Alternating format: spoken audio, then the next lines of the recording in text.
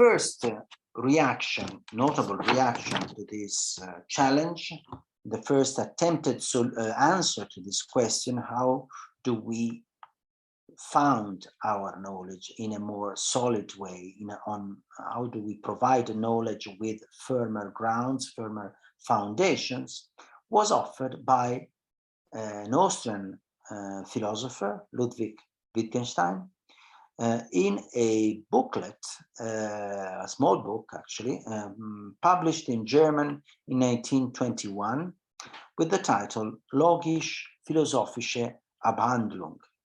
The book was later translated, actually the next year in 1922 it was translated into English, and Bertrand Russell himself prefaced it with a text, and it was published under the title Tractatus Logico-Philosophicus.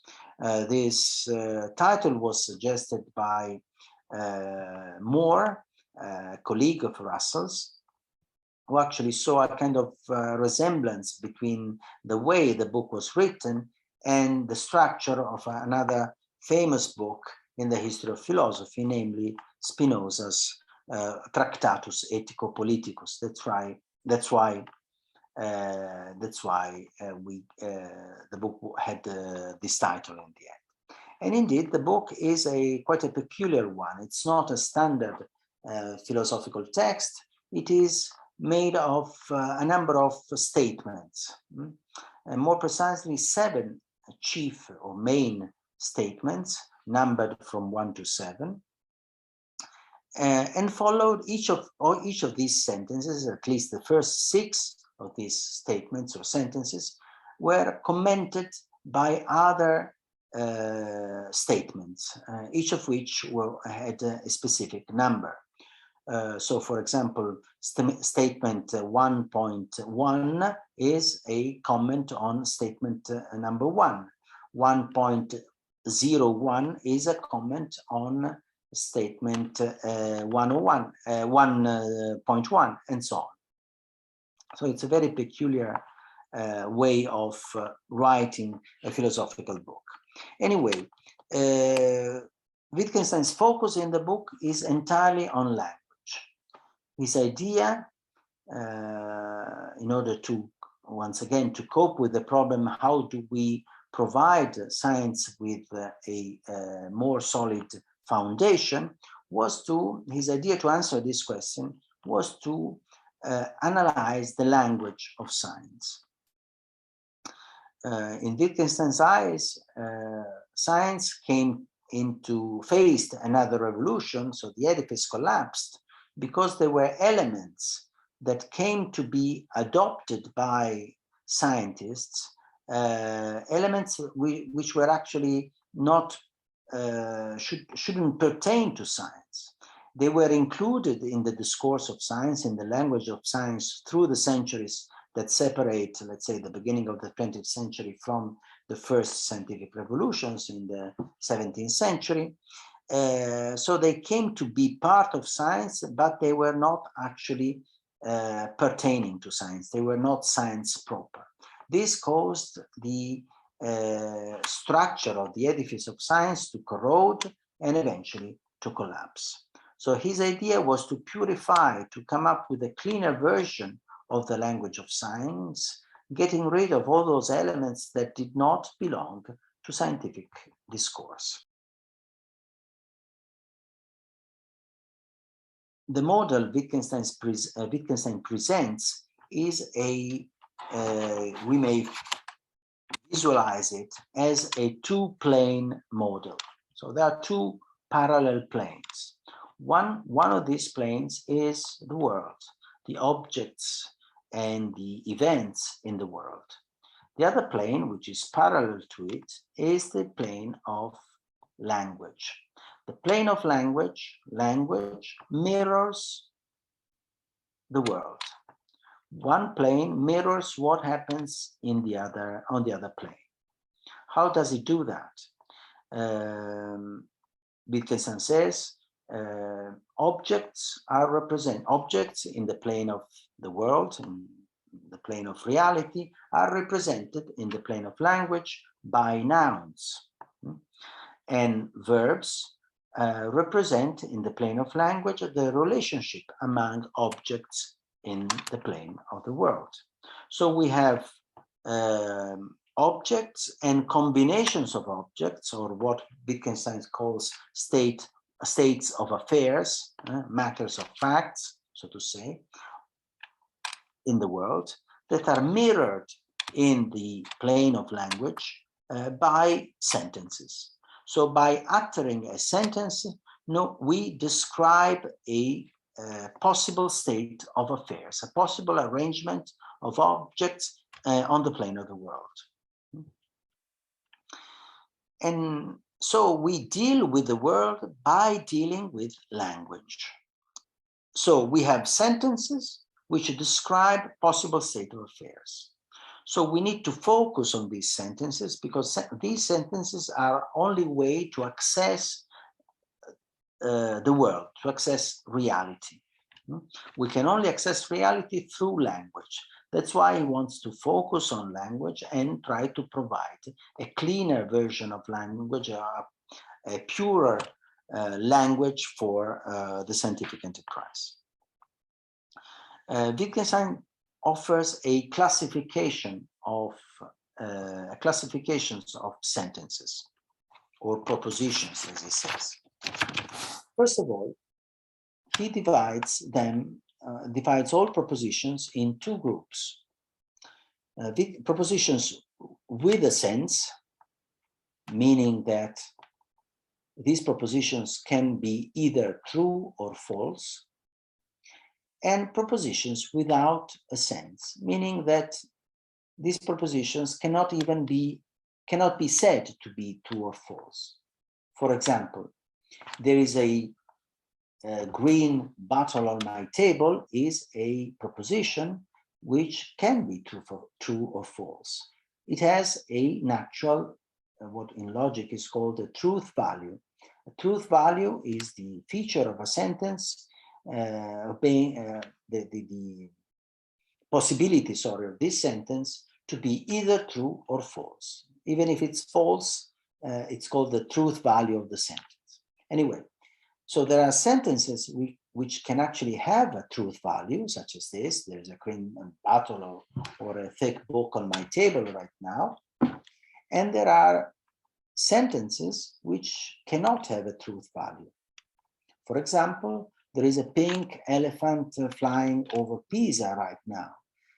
This is not a false statement according to Wittgenstein, but it is a statement that is not even false. It's not true, and it's not false. It simply has no sense. It cannot be true or false. Sentences that can be true or false are called sentences with a sense. Then, so he divides first sentences in these two big groups. And of course, his claim is to reject all those sentences or elements in these sentences that has no sense at all from the language of science. But he then divides the group of the set of sentences that have a sense in two subsets or subgroups: meaningful statements and or sentences or propositions, and meaningless statements or propositions. They are all sentences with a sense, so they can all be true or false, but there are different ways of being potentially true or false. Meaningless statements can be true or false independently of what happens in the world. Or their truth value, they have their truth value independently of what happens in the world. So whatever happens in the world, these sentences are always true or always false. They are called tautologies in case they are always true, and contradictions in case they are always false.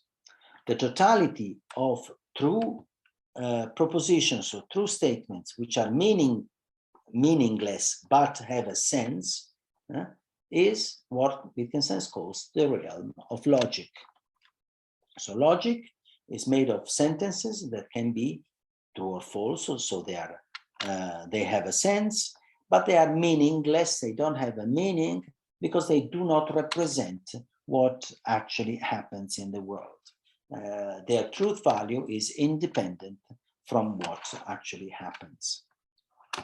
The other subset or subgroup of propositions with sense is, of course, meaningful sentences or statements. Again, these are propositions with sense, so they can be true or false, but their actual truth values, so their being true or false, depends on their ability to describe a possible state of affairs. Whereas meaningless statements have, as I said, a truth value independently from what happens in the world, meaningful statements get their truth value on the basis of what happens in the world. So if the sentence I utter or I construct actually reflects what is actually the case, so for example, there is a thick book by Karl Popper on my desk right now. If this is actually the case, then the sentence is, of course, true. If it's not the case, or maybe it's true now and it's no longer true later on tonight when I bring this book back home, then the truth value of the sentence is, of course, false. So I hope it's clear the distinction and the classification of sentences Wittgenstein provides. To repeat, it divides sentences in two large groups: sentences or propositions without a sense and propositions with a sense. Without a sense, they cannot be true or false. With sense, they can be true or false.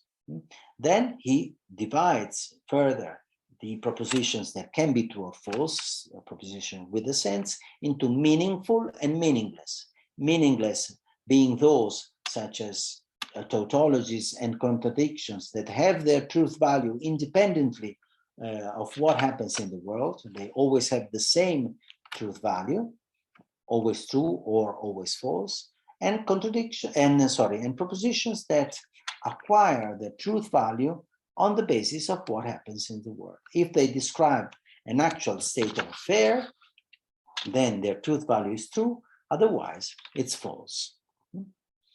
This is basically Wittgenstein's proposal. In reality, Wittgenstein was after a larger game, so to say. The brief summary I provided of this classification of sentences is only part of the content of the Tractatus Logico-Philosophicus.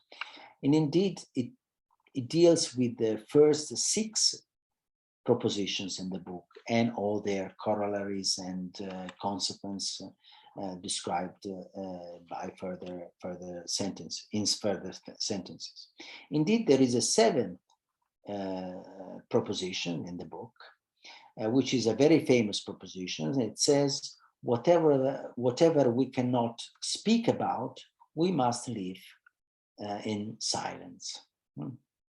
This is an extremely famous, very, very famous proposition that's been understood and misunderstood in different ways, but its meaning became clear only after Wittgenstein's demise in 1951, when his letters and notes about and drafts of further books, which were all published posthumously, were discovered. So the idea is this: Wittgenstein was not really interested in what we can properly say with our language, but his chief focus was actually on what we cannot talk about, what we cannot use language to describe.